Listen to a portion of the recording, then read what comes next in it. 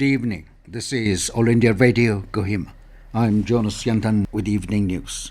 The headlines.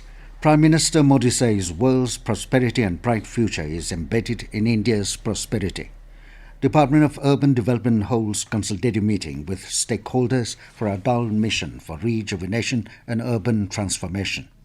Deputy Commissioner and District Election Officer Kohima appoints polling officials. And Finance Minister Sitharaman says government has taken capital expenditure route to revive economy post-COVID pandemic. Now the news in detail. Prime Minister Narendra Modi today said that the world's prosperity and bright future is embedded in India's prosperity. Prime Minister was speaking after inaugurating the Uttar Pradesh Global Investors Summit 2023 in Lucknow. He said as a market, India is now becoming seamless and government procedures are getting simplified. He said it is also reflected in a recent union budget of the government. He said today there are great opportunities to invest in different sectors in India, including health, education, green growth and social infrastructure.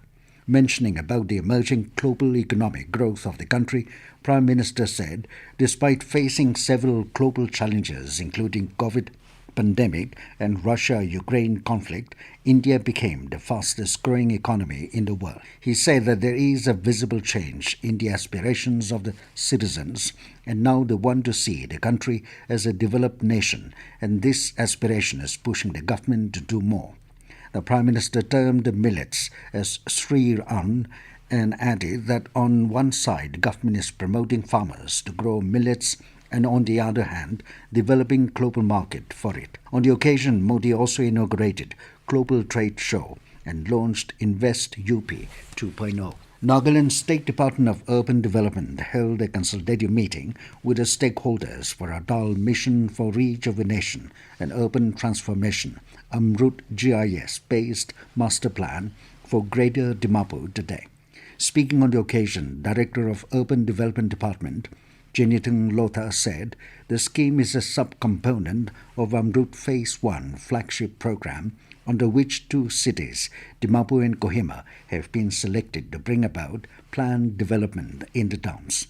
He said a scheme will cover Dimapur Municipal Council, East Dimapur Town Council, Jumugidima Town Council and 40 villages covering an area of 143 square kilometre with a projected population of 4.95 lakhs. Jenithung said the master plan is a prospective plan which will take care of city planning from the regional to micro level.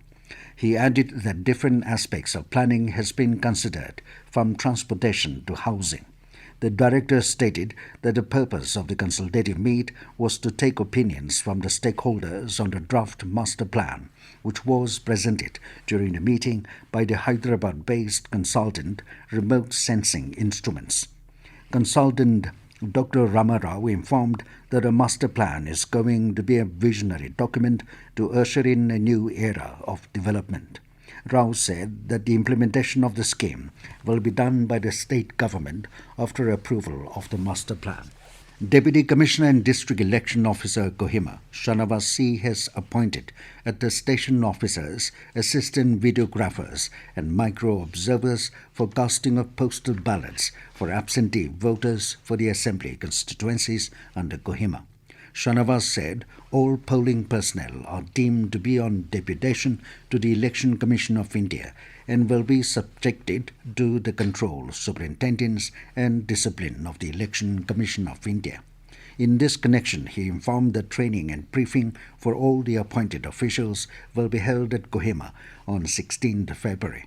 The DC and DEO further informed that failure to attend the training will invite disciplinary action under relevant provision of the Representation of the People Act 1951. Finance Minister Nirmala Sitharaman today said that the government has taken the capital expenditure route to revive the economy post-COVID-19 pandemic.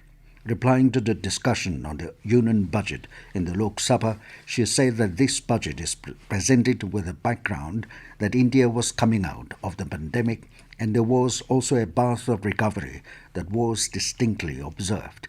The Finance Minister said that in this budget, the government has tried to balance the requirement of India's development imperatives within the limit of fiscal prudence.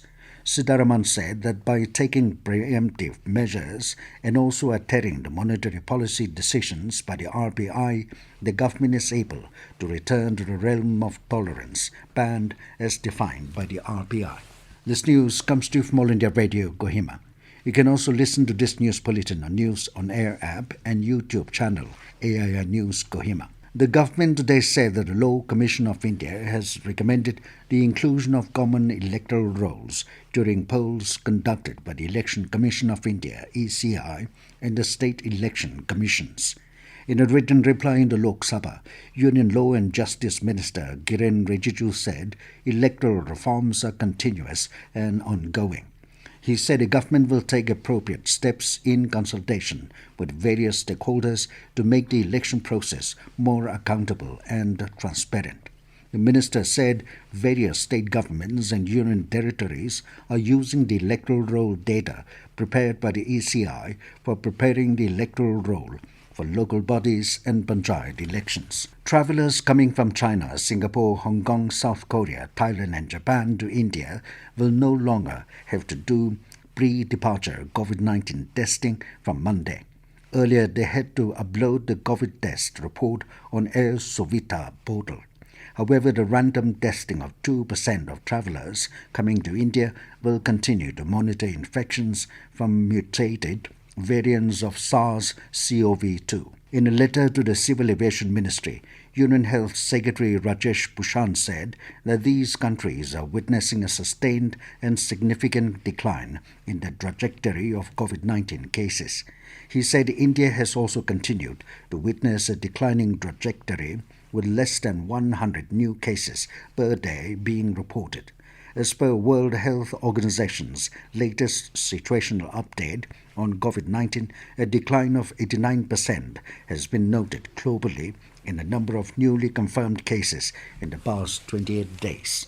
Centre today said at present there is no specific policy to review the Indian judicial system for making it more indigenous. This information was given by Law and Justice Minister Kiren Rijiju in a written reply in the Lok Sabha. He said in order to make the judicial proceedings and judgments more easily comprehensible to the common man, efforts have been made for translation of proceedings and judgments from English to other local and regional languages. Rijiju informed that as per the registry of the Supreme Court, the verdict passed in different subjects are being translated into 14 vernacular languages through the respective high courts. The National Testing Agency will conduct Common University Entrance Test undergraduate exam CUET UG 2023 from 21st May. The online submission of application form for the exam started yesterday. In a tweet, UGC Chairman Professor M. Jagadesh Kumar said the last date for submission of applications is 12th of March. He said the examination will be conducted on multiple days and 3 shifts, depending on the number of candidates and subject choices. Professor Kumar said candidates can apply for CUET UG 2023 through the online mode only on the website. In case any candidate faces difficulty in applying for the exam, the candidate can contact 011 4075 9000 and 69227700. I repeat, 011 4075 9000 and 69227700, or email at cuet-ug@nta.ac.in. And now to the news, here are the main points again. Prime Minister Narendra Modi says world's prosperity and bright future is embedded in India's prosperity. Department of Urban Development holds consultative meeting with stakeholders for Atal Mission for Rejuvenation and Urban Transformation. Deputy Commissioner and District Election Officer Kohima appoints polling officials. And Finance Minister Sitharaman says government has taken capital expenditure route to revive economy post-COVID pandemic. That is all we have in this evening news bulletin. Good night.